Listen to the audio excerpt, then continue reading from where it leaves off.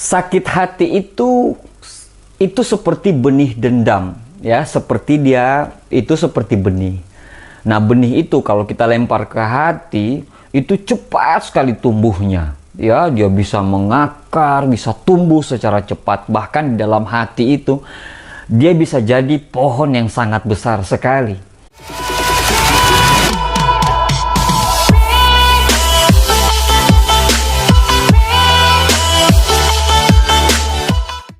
Bahkan dendam itu bisa membuat orang hari-harinya dipenuhi dengan sumpah serapah, mendoakan yang buruk-buruk. Bila orang sudah mempunyai dendam dan berniat untuk pengen membalaskan dendamnya, maka sebenarnya dia siap-siap menggali dua kuburan. Kuburan yang pertama adalah kuburan yang dia gali adalah kuburan orang yang menyakiti hati dia. Dan yang kedua adalah tanpa dia sadari, dia lagi menggali kuburannya sendiri. Karena waktu pada saat proses mau membalaskan dendam, pikiran dia, konsentrasi dia, energi dia itu habis hanya untuk memikirkan hal-hal seperti itu saja. Memikirkan sakit hatinya, memikirkan bagaimana caranya dia balas dendam. Selalu orang itu terus yang dia pikir. Akhirnya konsentrasi ke hal-hal yang lain itu sudah hilang gitu. Harusnya pikiran dia itu dia gunakan untuk energi dia gunakan untuk energi-energi yang positif. Pikiran dia gunakan untuk pikiran-pikiran yang positif. Akhirnya energi dan pikirannya itu habis hanya untuk memikirkan hal-hal yang negatif. Nah, tanpa kita sadari atau tanpa orang yang pengen balas dendam itu sadari bahwa dia lagi menurunkan level hidup dia. Bahkan level hidup dia itu lebih buruk daripada orang yang ingin dia balaskan dendam itu. Bahkan banyak sekali orang yang ingin balas dendam itu hidupnya berakhir di penjara. Mahatma Gandhi pernah berkata, "Jika mata dibalas dengan mata, maka dunia ini akan buta." Memang tidak ada yang baik dari balas dendam. Tetapi ya yang namanya sakit hati ya sudah sakit hati aja. Nah, sekarang bagaimana caranya kita membalaskan dendam dengan cara yang sangat elegan sekali. Tanpa harus merusak Anda untuk menjadi seorang yang negatif, bahkan sampai masuk penjara, tanpa harus merusak hidup Anda, dan tanpa harus merusak hati Anda. Sikap yang Anda harus lakukan adalah yang pertama, perbaiki dirimu lebih baik daripada yang sebelumnya. Ali bin Abi Thalib pernah mengatakan, balas dendam yang terbaik adalah menjadikan diri kita lebih baik.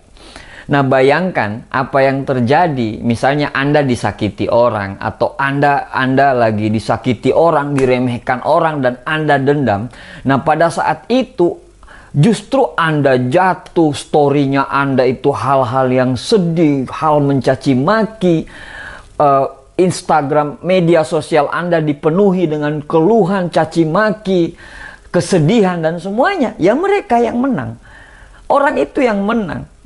Bayangkan apa yang akan ada dalam pikiran mereka apabila mereka menyakiti hati Anda dan Anda tidak berbuat apa-apa. Story Instagramnya fine-fine aja, baik-baik aja.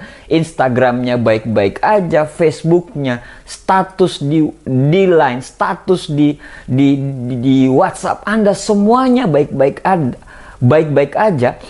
Tidak menunjukkan hal-hal bahwa Anda itu disakiti. Anda akan kelihatan sangat elegan sekali.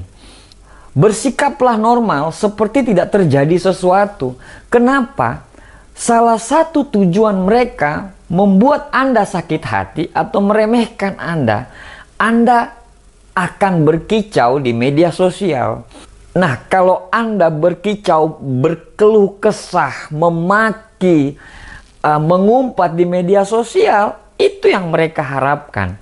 Tetapi apa yang terjadi apabila pada saat mereka meremehkan, mereka menyindir, mereka merendahkan Anda, terus tiba-tiba media sosial Anda baik-baik saja, bahkan Anda story-nya fine-fine aja, seperti tidak terjadi sesuatu. Artinya apa yang dalam pikiran mereka? Kok dia tidak sakit hati ya? Nah, Itu yang bisa membuat kita menang. Ingat loh, ada kata pepatah, good fighter never show their pain. Petarung yang baik tidak pernah memperlihatkan kesakitannya di depan orang lain. Jangan perlihatkan kesakitanmu di depan orang lain. Buatlah hidupmu lebih baik daripada sebelumnya. Buatlah dirimu lebih hebat daripada sebelumnya. Nomor 2, milikilah pemahaman, walaupun seberapa banyak orang yang menyakiti hati Anda, asal bukan dirimu sendiri. Kenapa? Sakit hati itu berasal dari pikiran dan hati kita sendiri. Sakit hati adalah prasangka dari pikiran dan hati kita sendiri. Kalau kita selalu berprasangka baik, kalau kita selalu berprasangka yang positif, semuanya akan kembali ke positif. Bahkan kita tidak pernah tahu kalau ada orang yang menyakiti hati kita, orang yang meremehkan hati kita. Jangan izinkan dirimu untuk menyakiti hatimu sendiri. Kalau hati Anda menyakiti diri Anda sendiri, itu yang terjadi adalah Anda akan, misalnya Anda disindir di media sosial, Anda akan selalu kepoin media sosialnya dia. Kalau sudah dikepoin media sosialnya dia, akan terjadi sakit hati lagi. Stalking yang terjadi adalah sakit hati lagi.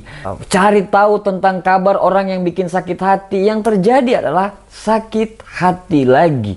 Jadi intinya, jangan izinkan dirimu untuk menyakiti hatimu sendiri. Biarlah orang lain yang menyakiti, asal jangan dirimu sendiri. Yang ketiga adalah, benar ada yang menyakiti, tapi ingat, banyak yang sayang sama kita. Fokus kepada hal-hal yang besar, jangan hal-hal yang kecil. Namanya hidup, memang ada kiri, ada kanan, ada atas, ada bawah, ada yang bersama Anda, ada yang tidak bersama Anda, ada yang menyakiti Anda, dan pasti akan ada orang yang menghargai Anda. Berfokuslah kepada orang-orang yang menghargai Anda. Berilah waktu kepada orang-orang yang menghargai Anda. Jangan beri ruang kepada sakit hati hanya memikirkan 1-2 orang yang tidak memikirkan Anda. Anda tiap malam memikirkan dia, tapi dia yang menyakiti hati Anda sudah nggak tahu lagi. Dia tidak memikirkan Anda lagi gitu. Jadi jangan buang-buang energi untuk memikirkan mereka yang menyakiti hati kita. Jangan buang-buang energi untuk memikirkan balas dendam kepada mereka yang menyakiti hati kita. Berilah energimu, berilah aura positifmu, berilah sikapmu kepada orang-orang yang menyayangi kita. Sikap yang keempat, apabila Anda diremehkan, apabila Anda dijatuhkan, apabila Anda disakiti hatinya, adalah live your life. Hiduplah lebih hidup. Kalau yang kemarin Anda hidup bersama mereka, Anda tertekan bersama mereka, Anda jadi bahasanya jadi kutu kupret bersama mereka, Anda nggak dihargai di sana, Anda diremehkan di sana, Anda disakiti hati di sana. Saatnya pada saat sudah tidak bersama orang-orang yang menyakiti hati Anda hidup, Anda terbang tinggi, Anda bebaskan diri Anda. Anda nikmati hidupmu, nikmati Anda traveling kemanapun yang Anda mau. Kalau Anda suka kuliner, kulinerlah kemana. Kalau Anda suka traveling, travelinglah kemana yang Anda mau. Anda nikmati hidupmu. Lakukanlah yang betul-betul Anda sukai. Bukan hanya kelihatan orang, bukan melakukan apa yang orang-orang lain sukai dan Anda tidak sukai. Sekarang saatnya Anda melakukan apa yang Anda sukai. Jadi ada 4 sikap balas dendam yang terbaik. Yang pertama adalah perbaiki dirimu lebih baik daripada sebelumnya. Yang kedua adalah milikilah pemikiran atau mindset bahwa walaupun semua orang menyakitimu, kalau dirimu tidak menyakiti dirimu sendiri, dirimu tidak akan tersakiti. Yang ketiga adalah benar ada yang menyakiti, tapi banyak sekali yang menyayangi Anda. Dan yang keempat adalah bebaskan hidupmu, live your life.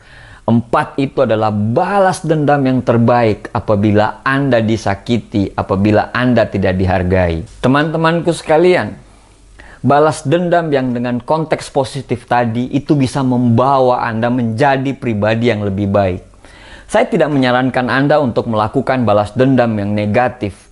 Balas dendam yang negatif selalu berujung kepada penderitaan, selalu berujung kepada hal yang tidak baik. Saya cuma ingatkan satu hal kepada Anda. Apabila Anda disakiti dan Anda berhasil membalaskan dendam, setelah Anda berhasil membalaskan dendam itu, kesenangan Anda setelah habis balas dendam itu hanyalah sementara. Karena setelah itu, Anda tidak akan mendapatkan apa-apa dari balas dendam tersebut. Weak people revenge, strong people forgive.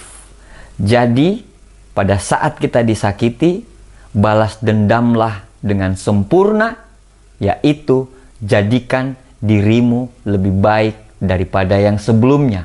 Dan jadikan balas dendam itu adalah balas dendam yang terbaik. Terima kasih, sukses buat kita semuanya.